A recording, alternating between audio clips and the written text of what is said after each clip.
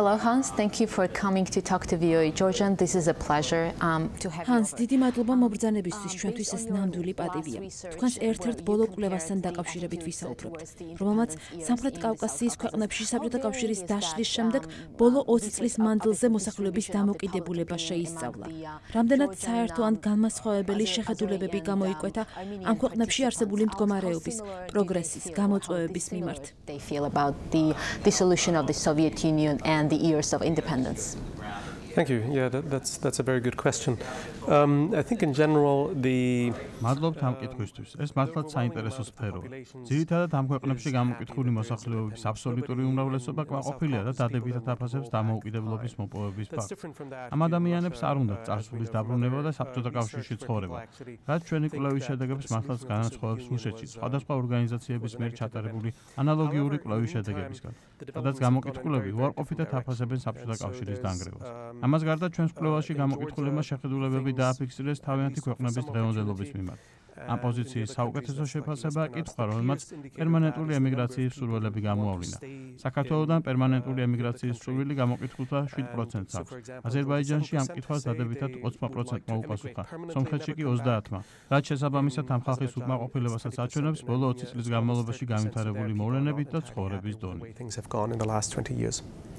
So through your research, რამდენად არიან სომეხი, აზერბაიჯანელი და ქართველი ამომრჩევლები დაინტერესებული თავიანთ ქვეყნებში მიმდინარე მოვლენების და რა აღელვებთ მათ ყველაზე მეტად, პოლიტიკა, გარემოს დაცვა თუ ემიგრაცია ან და სხვა სფეროები.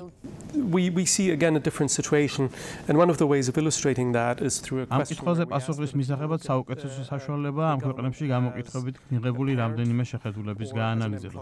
მოსახლეობა საქართველოში მთავრობას ხედავს როგორც მხარეს, ყველანაირად მოსამსახურეს, რომელმაც საზოგადოებისთვის საქმიანობა უნდა წარმართოს და სერვისები უზრუნველყოფს. სომხეთსა და აზერბაიჯანში, რომლებიც ერთმანეთისგან ბევრ საკითხში ძალიან განსხვავდებიან, გამოკითხული მოსახლეობის 70%-ზე მეტი მთავრობის მოქმედებას მშობლის როლთან აიგივებს, ანუ მხარესთან, რომელმაც სხვადასხვა პროცესის კურირება უნდა აიღოს თავზე.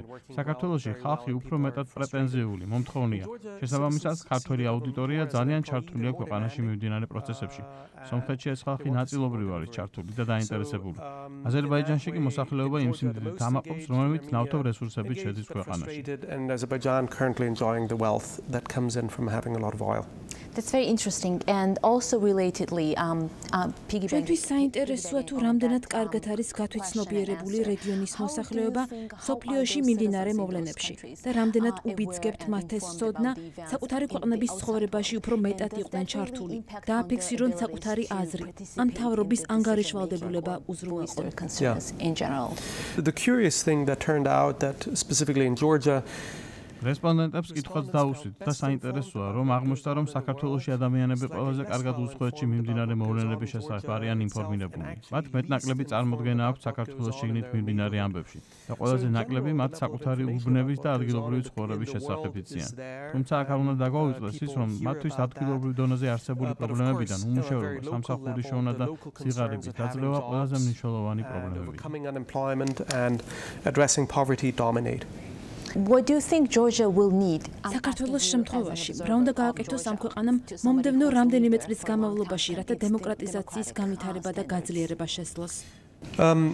ამ კითხვაზე ჩემი პასუხი არატრადიციულად შეიძლება მოგეჩვენოთ, მაგრამ ჩემი ღმერთმენით საქართველოში დემოკრატიის განვითარების მიზნით სოფლის მეურნეობის განვითარებას დიდი მნიშვნელობა აქვს.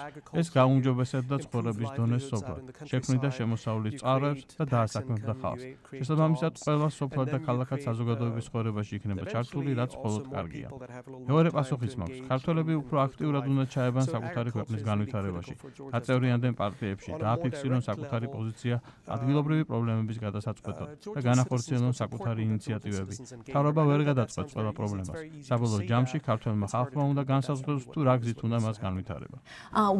და ბოლოს როგორი იქნება ან როგორი უნდა იყოს რეგიონში საერთაშორისო საზოგადოების როლი, მოსახლეობის ჩართულობის ან და მათი ცხოვრების გაუმჯობესების მიზნით. საქართველოში უცხოური დახმარების შედეგად რამდენიმე კარგი პროექტი დაფინანსდა, მათ შორის მედიის დახმარების და სტუდენტური და სამეცნიერო გაცვლების პროგრამები. ტრადიციულად ყველაზე ეფექტური არის პროგრამები, რომლებიც ადამიანებს ადგილობრივ დონეზე ცხოვრების დონის გაუმჯობესებაში ეხმარება. საქართველოს მაგალითზე ეს იქნება პროგრამები, რომლებსაც დონორები მოსახლეობის მონაწილეობის და მათი ჩართულობის გასაზრდელად განავითარებენ. Thank you very much. დიდი მადლობა კიდევ ერთხელ ჩვენთან მობრძანებისთვის. Thank you. დიდი მადლობა ჩემი მოწვევისთვის.